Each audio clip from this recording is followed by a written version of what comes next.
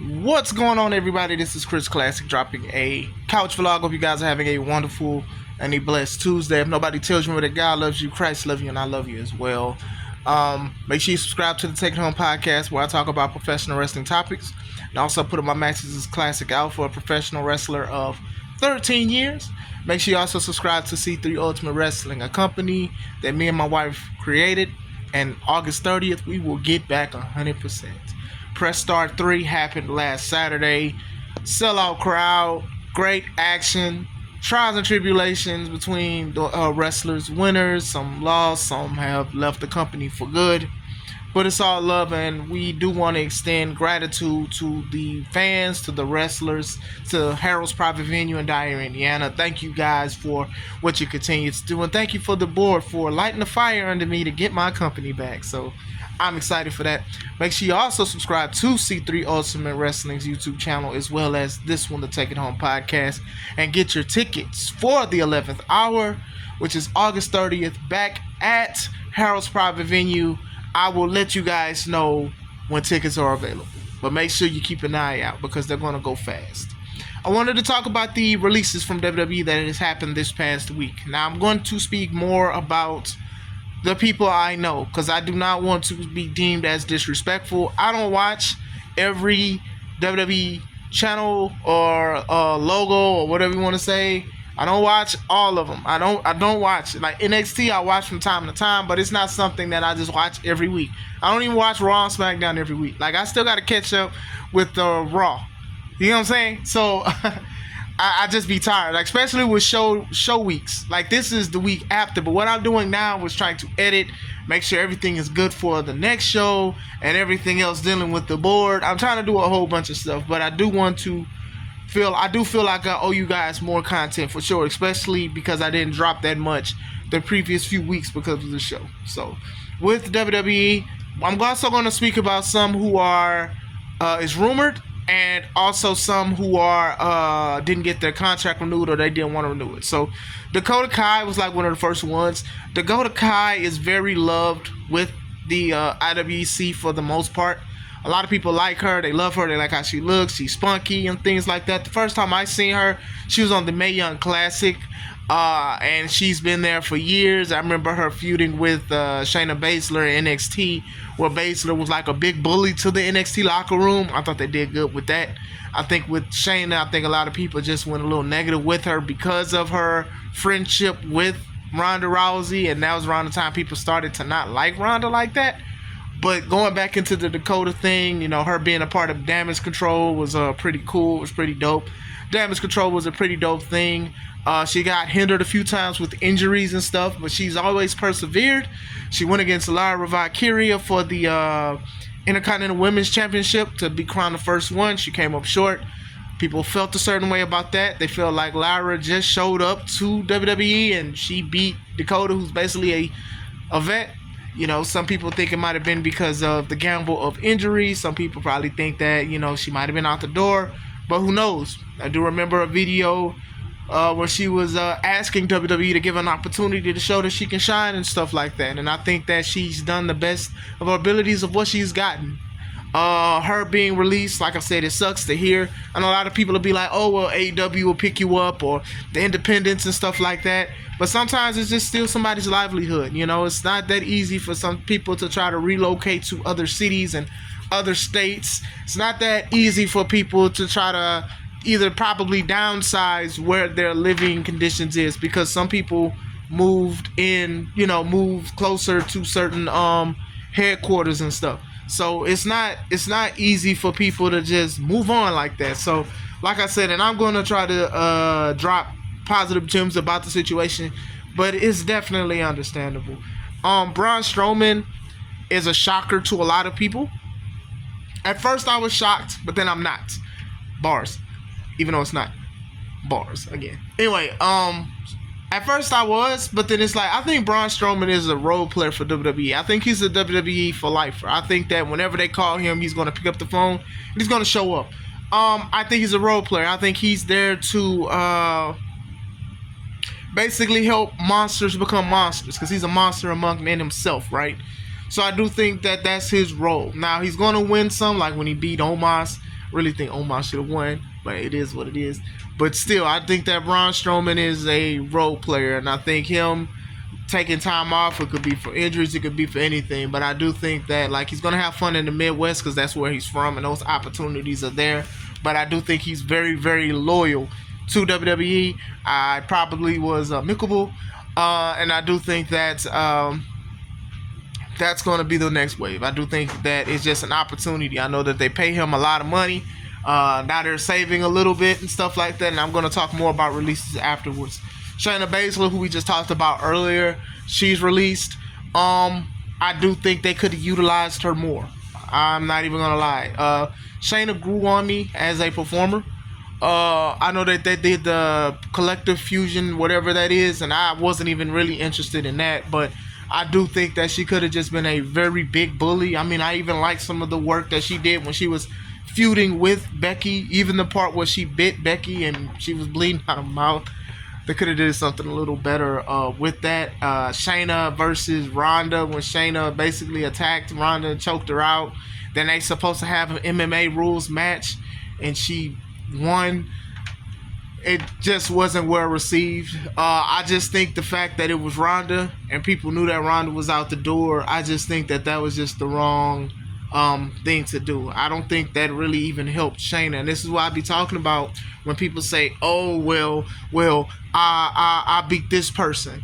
You know, that's an indie-rific mindset, because it's just like, what do you have to show for it? Even in WWE, when Ronda rarely lost, and when Shayna beat her, it wasn't received well. Now, I understood the gist of it being an MMA match. It just didn't seem like an MMA match. And then having Ronda basically wanting to be friends with her, that's not an emotion that we've seen Ronda do. And honestly, I don't think that that was the best way to do it. And I think it hurt Shayna in the long run too. Shayna obviously is friends with a lot of the people in the locker room. You see a lot of TikToks and stuff that she's involved in, dancing and whatnot, and wearing wigs that women have and stuff. So I do know that she's probably going to be missed in that locker room, and we'll see where she's going to be at. You know, there are, like, I know I talked about the indie thing and recommending that, but you know, there's things like Bloodsport and all these other MMA style things. I can see her in that. I can see her teaming with Ronda if Ronda wants to come back and do other things, other places. The sky's the limit. Kaden Carter and Katana Chance, those were the two short women. I hate saying it like that, but you guys know what I'm talking about. Who danced? They were basically party animals. I believe Katana Chance was the one that was on Ninja Warrior and won. Very athletic. Kaden is also very athletic and stuff. I've seen her stuff in the Independence is Lacey Lane. I think I'm saying her name right, if that's what it was. Them working together, I think they were a solid tag team. I do think that they were very short. I do think that they needed a little bit more charisma. I was like, just because you had glitter on and you had light up something, I'm not saying it's just them, you know, it's not just them. But just because of that, I felt like they needed more. They would have them chase the tag titles. They've won them before. I think they've won the NXT tag titles before. Excuse me. But still, I do think that they just needed just a little more. But yeah, I do think, I don't know, I did feel like there was missing something, especially being on the main roster. I think maybe a little bit longer in NXT would have probably benefited both of them. But yeah, but speaking of NXT, let's go to the NXT list. Cora Jade.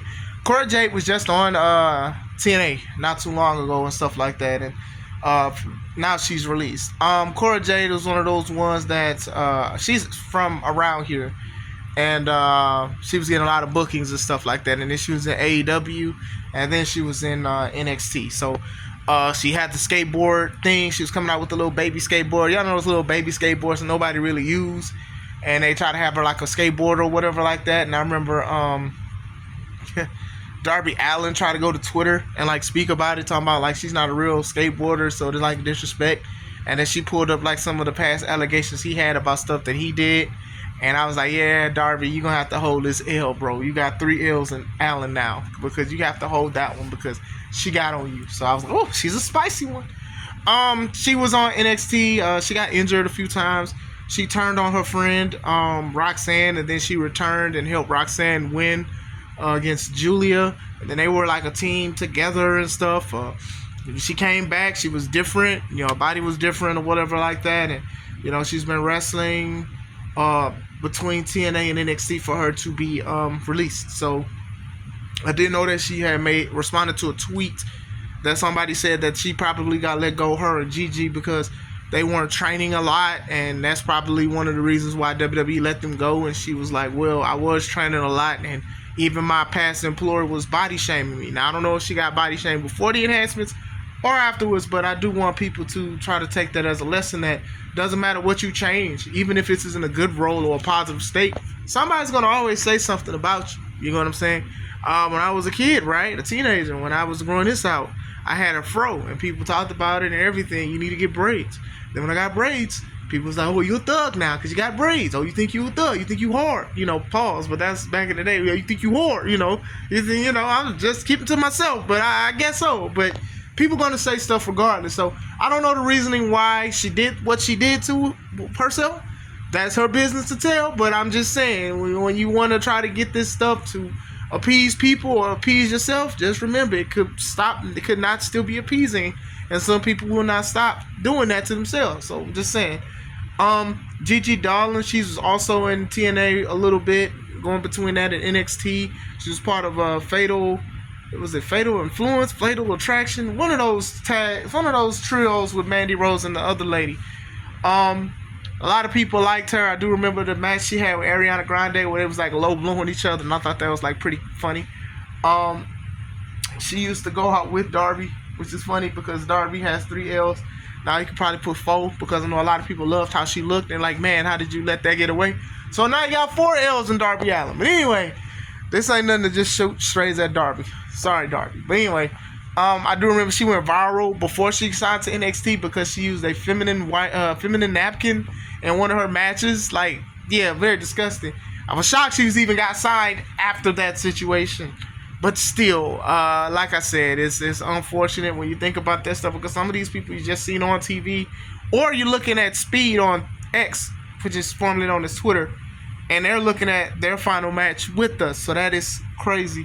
Eddie Thorpe, he was just in the main event of NXT a few times, going against Trick and Obafemi, and now unfortunately he's released, and he's dating Dakota Kai.